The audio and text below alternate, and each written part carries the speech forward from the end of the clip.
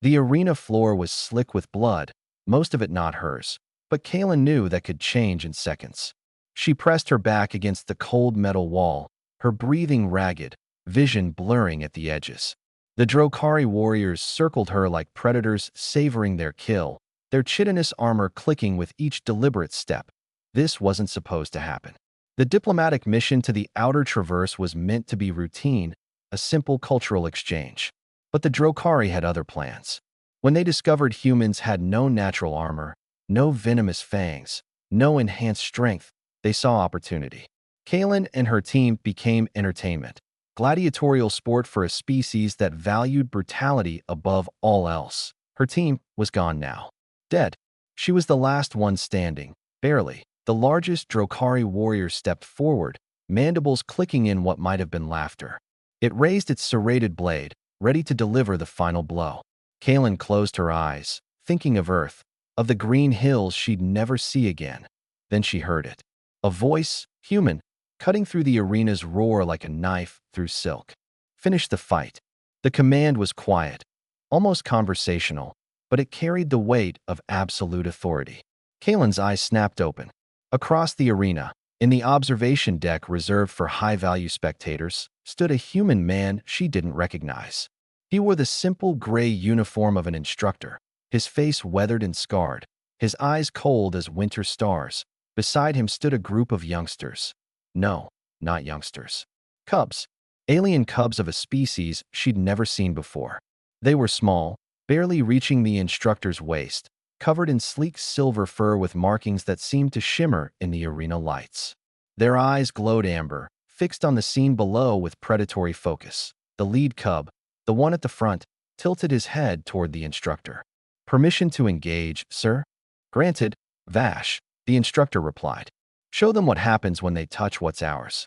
What happened next defied everything Kaelin understood about physics, biology, and the nature of mercy. The cubs moved, not climbed down, not descended carefully. They simply moved, becoming blurs of silver and fury. The arena barrier, 12 feet of reinforced polymers designed to contain the most violent species in the sector, might as well have been air. The cubs passed through the spectator deck and materialized on the arena floor in less than a heartbeat. The Drokari didn't even have time to raise their weapons. Vash hit the lead warrior first, small claws extending from paws that shouldn't have been capable of such violence. The Drokari's armor, impervious to standard weaponry, peeled away like paper. The warrior's screech cut off mid-note as Vash's jaws closed around its throat, not crushing but disintegrating the tissue beneath. The other cubs spread out with tactical precision that belied their apparent youth. They moved like water, like smoke, like death given form. Every movement was efficient, brutal, and utterly without hesitation. A Drokari swung its blade at the smallest cub. She ducked under it, rolled between the warrior's legs, and drove her claws up through its abdomen with surgical precision. "Hold position around the human," Vash commanded, his voice eerily mature despite coming from something that looked no older than 10 in human years. "Form defensive perimeter." The cubs obeyed instantly, creating a living shield around Kaelin. She tried to speak, to ask what was happening, but her voice failed her. The cubs didn't even glance back at her. Their attention remained fixed on the remaining Drokari, who were now backing away, their earlier confidence evaporating. "You made a mistake," Vash said, his amber eyes locked on the Drokari commander who had orchestrated this whole sick spectacle. "Humans don't have claws, don't have armor, don't have venom." He took a step forward, and despite his small size, the Drokari flinched. "But they have something far more dangerous. They have friends. They have loyalty. They have us." The Drokari commander tried to rally his troops, clicking orders in his native tongue. It didn't matter. The cubs moved again, and this time there was no mercy, no restraint. They had been given an order, finish the fight, and they executed it with terrifying efficiency. It was over in 90 seconds. The arena floor was now truly painted red, but none of that blood belonged to Kaelin or the cubs. The Drokari lay scattered, their bodies testament to what happened when apex predators mistook kindness for weakness. Vash approached Kaelin slowly, his claws retracting, his posture shifting from warrior to something almost gentle. "You're safe now," he said, his voice losing its hard edge. "We've got you." What? What are you? Kalen managed to whisper. Before Vash could answer, the instructor appeared beside them, having descended to the arena floor through conventional means. He knelt beside Kalen, checking her injuries with practiced hands. They're Vythrin, he explained, his voice gruff but not unkind. My students. My responsibility. He looked at Vash with something that might have been pride. And apparently, humanity's most loyal allies, though most humans don't know it yet. We chose you, Vash said simply, sitting back on his haunches. Long ago, when your kind found our homeworld dying, when you could have taken what you wanted and left, you stayed. You helped. You asked nothing in return. His amber eyes held Kalen's gaze. The Vythrin do not forget debts. We do not abandon our friends.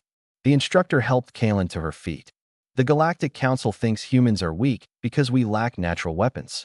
They don't understand that humans don't need them. We build alliances. We inspire loyalty. We turn friends into family. He gestured to the cubs, who were now cleaning their claws with an almost casual air. And family protects family. In the observation decks above, the alien spectators sat in stunned silence. The Drokari had been considered one of the sector's most formidable warrior species. They had been dismantled by children, or what looked like children. Sir, one of the other cubs called out, the Drokari leadership is demanding we surrender ourselves for trial. The instructor's laugh was cold and sharp. Tell them humans don't negotiate with slavers. Tell them the Vythrin don't negotiate at all. He looked around the arena, his voice carrying to every corner. And tell them that every human in this sector is now under our protection.